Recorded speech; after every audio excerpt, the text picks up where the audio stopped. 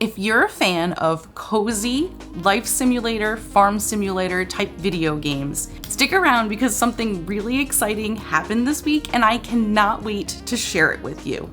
Hi friends, welcome back to my channel. If you're new around here, I'm Jill, and I make videos about virtual pets, video games, and the occasional vlog.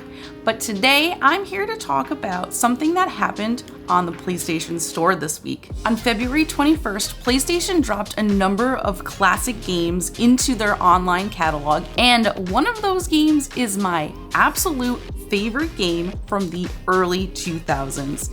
Now, if you followed me for a while, you've seen in the past I've talked a lot about my love of Harvest Moon. And that love comes from many years ago when I first played Harvest Moon Back to Nature. Now, Harvest Moon Back to Nature is a farming simulation game that was released in the year 2000 on the PlayStation 1. How many of you here actually played a PlayStation 1?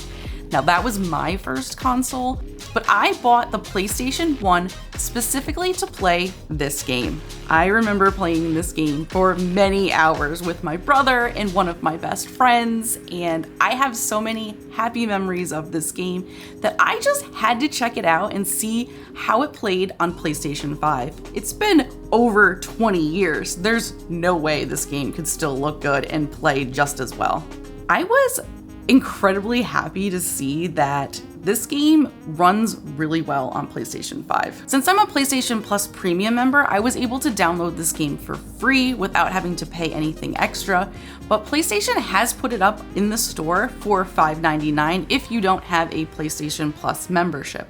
So on day one, I downloaded and played this game for about an hour. I wanted to see if it played exactly how I remember from the past or if anything had changed, and I'm happy to report that this game is just as good as when I played it 22 years ago. I cannot believe it's been that long. So as you can see here, the storyline is very stereotypical of every farming simulation game ever. The storyline trope for this genre is that you play a character whose grandfather has passed away. They had a farm that fell apart over the years, and after they pass away, it is now your farm to take over, clean up, and get back to its former glory. And that is basically the premise of almost every farming simulation game. And that's what we have here as well. They added a little bit of extra story, if you want to call it that, where your character actually went to this farm as a child and has happy memories of being there. And there's also this cute little storyline here where your character meets a girl, you play with this character, and you become friends.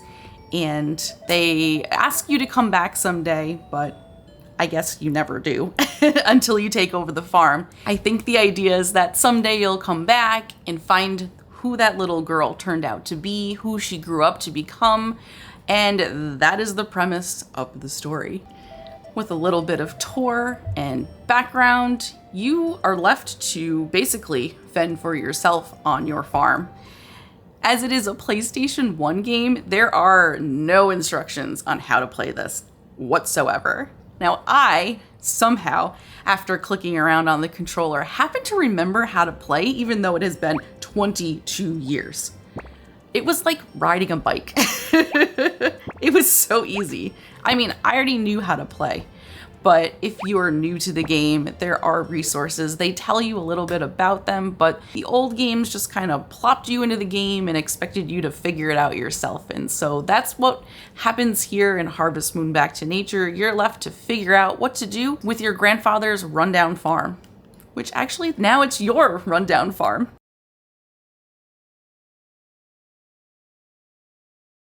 And so on this tour with the mayor, you do meet a lot of the townsfolk and find out where you can go shopping to buy supplies for your farm and that sort of thing. And this is where I have to point out that this is why, to me and to many people out there, this game is regarded as one of the best Harvest Moon games ever.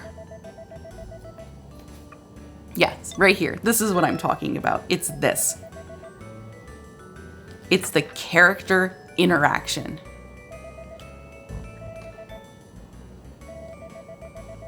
The depth of the characters in this game is like no other.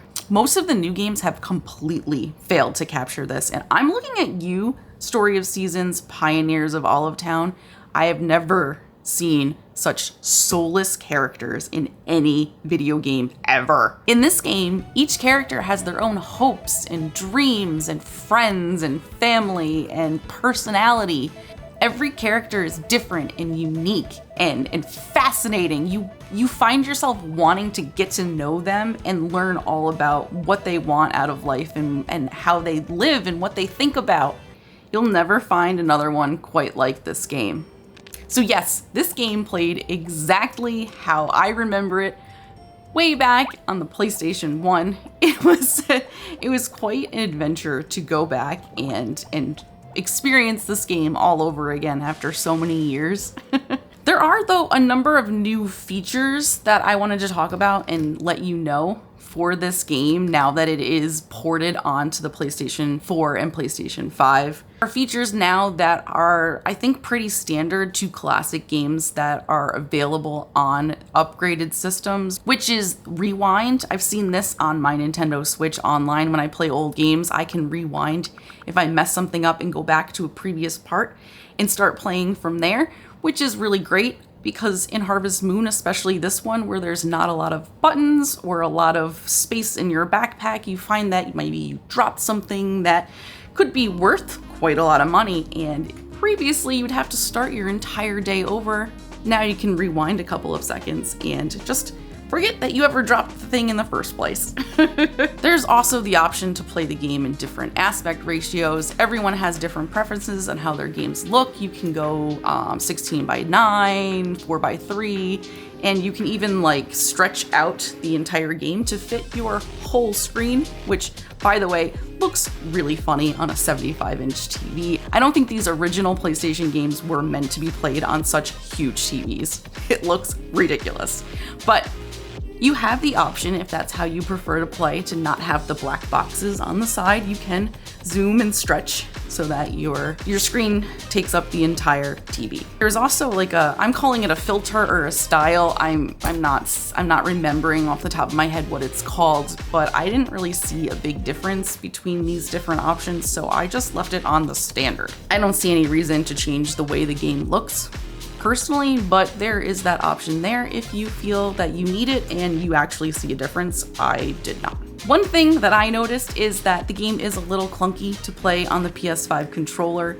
It was made for a original PS1 controller, which just had the 4 up, down, left, right buttons, didn't have a joypad. So it was a little awkward to play just in the beginning until I got used to it. Okay, now I know there are those of you that do not have a PlayStation 4 or 5, and I'm here to tell you, don't worry. There are actually other options for you to be able to play this game. It won't be exactly Harvest Moon Back to Nature, but the game was remade a couple of years ago as Story of Seasons, Friends of Mineral Town, and that game is available to play on Switch, PlayStation 4, and Xbox One. So if you think that this type of game is for you, there is a version out there that you can play even if you don't have a PS4 or PS5.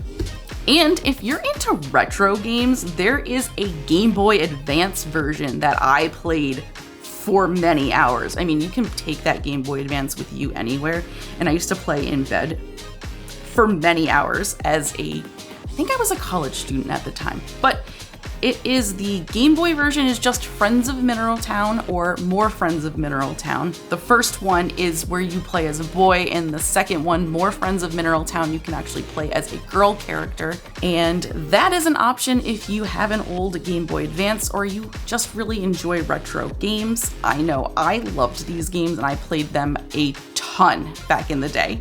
So I think they're worth it to pick up if you have a PlayStation 4 or 5 and the PlayStation Plus Premium. You can play Back to Nature for free. Otherwise, it's $5.99 and totally worth the price if you ask me. That game has probably hundreds of hours worth of gameplay for just $6. Okay, friends, that's all I wanted to share with you today. I wanted to show you a little bit of the gameplay of my favorite game. in the world in the year 2000 and show you that it's available to play today on PlayStation 4 or 5 if you get it in the PlayStation Store.